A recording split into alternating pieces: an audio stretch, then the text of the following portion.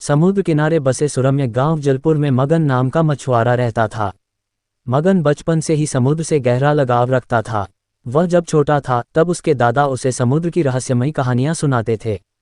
उनमें से एक कहानी थी एक सुनहरी मछली की, जो भाग्यशाली व्यक्ति को मिलती और उसकी हर मनोकामना पूरी करती। मगन के लिए ये कहानी कभी सिर्फ कहानी नहीं थी, उसके भीतर एक सपना बस गया था कि वह एक दिन उस मछली से जरूर मिलेगा। मगन की जिंदगी सरल और ईमानदारी भरी थी। उसकी नाव पुरानी और जाल कई जगह से फटा हुआ था, लेकिन उसके पास एक अमूल्य चीज थी, उसका साहस और समुद्र के प्रति सम्मान। वह रोज सुबह सबसे पहले उठकर अपनी नाव लेकर समुद्र में चला जाता और केवल उतनी मछलियां पकड़ता जितनी उसे और उसके परिवार को जरूरत थी। गांव के दूसरे मछुआरे उससे कहते, अरे मगन, इतनी मेहनत से कुछ नहीं होगा, ज्यादा मछलियां पकड़ और पैसे कमा, अमीर बनना सीख। लेकिन मगन हंसते हुए जवाब देता, समुद्र से जो मिलता है वह प्रकृति का उपहार है, हमें जरूरत से ज्यादा लेने का हक नहीं। एक दिन समुद्र में भयंकर तूफान आया। लहरें इतनी ऊंची थीं कि कोई भी मछुआरा समुद्र में जाने की हिम्मत नहीं कर रहा था। लेकिन मगन को लगा जैसे किसी अदृश्य शक्ति ने उसे पुकारा हो। वह अपनी छोटी नाव पर सवार होकर समुद्र की ओर चल पड़ा। लहरों से जूझते हुए उसकी नाव गहरे पानी में पहुंच गई। तूफान के बीच उसकी नज़र पानी में फैली एक अजीब रोशनी पर पड़ी। उसने अपना जाल फेंका और कुछ ही देर में जाल में एक जोरदार झटका महसूस हुआ। उसने पूरी ताकत से जाल खींचा। जब जाल बाहर निकला तो उसकी आंखें आश्चर्य से चमक उठी। उसके जाल में एक सुंदर सुनहरी मछली थी। मछली ने कहा, मगन, मुझे छोड़ दो, मैं तुम्हारी हर इच्छा पूरी कर सकती हूँ।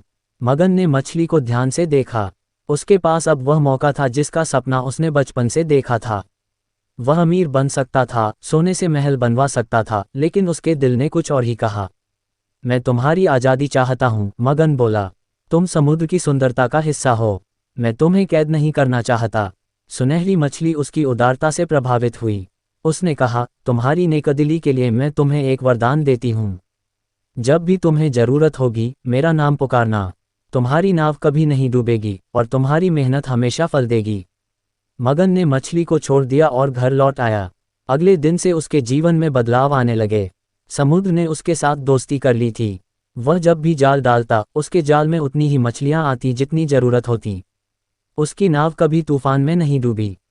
जलपुर के लोग उसकी सफलता से हैरान थे, लेकिन मगन ने किसी को भी अपने रहस्य के बारे में नहीं बताया। वह अब भी पहले की तरह सरल और विनम्र बना रहा। उसने लोगों को समझाने की कोशिश की कि समुद्र का सम्मान करना चाहिए और लालच करने से विनाश होता है। लेकिन कुछ लोग उसके शब्दों पर हंसते थे। गोविंद और भानु नामक दो मछुआरे, जो बहुत लालची थे, मगन की सफलता से ईर्ष्या करते थे। उन्होंने उसकी नाव का पीछा किया और देख लिया कि वह सुनहरी मछली से बात करता है। अगले दिन वे बड़ी नाव और मजबूत जाल लेकर समुद्र में गए। उन्होंने मछली को पकड़ने की योजना बनाई। जब गोविंद और भानु ने अपनी बड़ी नाव लेकर समुद्र की गहराइयों में जाल डाला तो उनके मन में बस एक ही बात थी, सुनहरी मछली को पकड़ना और अमीर बनना। उन्होंने मजबूत जाल तैयार किया था और वे हंसते हुए बोले, आज हमारी किस्मत बदल जाएगी। मगन ने जो छुपाया है वह अब हमारा होगा। जैसे ही उन्होंने जाल फेंका, समुद्र की सतह पर हलचल शुरू हो गई।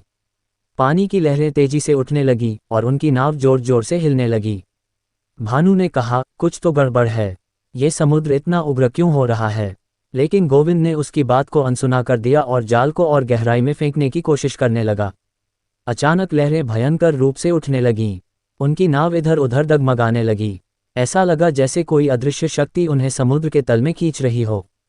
गोविंद और भानु ने नाव को संभालने की पूरी कोशिश की, लेकिन लहरें उनके हर प्रयास को विफल कर रही थीं। उन्होंने डर के मारे एक दूसरे को देखा, पर अब उनके पास बचने का कोई उपाय नहीं था। उनकी नाव पलटने लगी और दोनों मछुआरे समुद्र के ठंडे गहरे पानी में जा गिरे। वे मदद के लिए चिल्लाए, लेकिन उनकी आवाजें लहरों के शोर में दब गईं। तभी समुद्र की गहराई से एक सुनहरी रोशनी उभरी और पानी के ऊपर एक शानदार सुनहरी मछली प्रकट हुई। उसकी आंखों में गुस्सा था। उसने गंभीर आवाज में कहा, लालच हमेशा डुबो देता है। तुम्हें प्रकृति का सम्मान करना चाहिए था, न कि उसे लूटने की कोशिश। गोविंद और भानु पानी में हाथ पैर मारते हुए रोने लगे। भानु ने कांपती आवाज में कहा, हमें माफ कर दो सुनहरी देवी। हमने अपने लालच में भूल की। अब हम कभी भी समुद्र का अपमान नहीं करेंगे। गोविंद ने भी गिड़गिड़ाते हुए कहा, हम अब से प्रकृति का सम्मान करेंगे। हम कभी जरूरत से ज्यादा नहीं लेंगे। हमें बचा लो। सुनहरी मछली कुछ देर तक चुपचाप उन्हें देखती रही। फिर उसकी आवाज में नरमी आई, अगर तुमने सच्चे मन से सबक सीखा है तो समुद्र तुम्हें एक और मौका देगा। लेकिन याद रखना, अगर दोबारा लालच किया तो प्रकृति फिर तुम्हें कभी नहीं बख्शेगी। इतना कहने के बाद सुनहरी मछली ने अपनी पूंछ हिलाई और लहरें अचानक शांत हो गईं। गोविंद और भानु को लगा जैसे अदृश्य हाथों ने उन्हें किनारे पर धकेल दिया हो। उनकी नाव भी सही सलामत किनारे पर पहुंच गई। दोनों मछुआरे कांपते हुए और शर्म से आंखें झुकाए घर लौट आए। उस दिन के बाद उन्होंने अपने व्यवहार को पूरी तरह बदल लिया। वे मेहनत से मछलियां पकड़ते, जरूरत से ज्यादा कभी नहीं लेते और हर दिन समुद्र का आभार मानते। सुनहरी मछली की सीख उनके दिल में हमेशा के लिए बस गई। दूसरी ओर मगन और सुनहरी मछली की मित्रता गहरी हो गई। वह कभी कभी समुद्र के किनारे बैठकर उसे पुकारता और मछली उससे मिलती। उसने अपने बच्चों को भी समुद्र और प्रकृति का सम्मान करना सिखाया। उसकी कहानी गांव में पीढ़ी दर पीढ़ी सुनाई जाने लगी।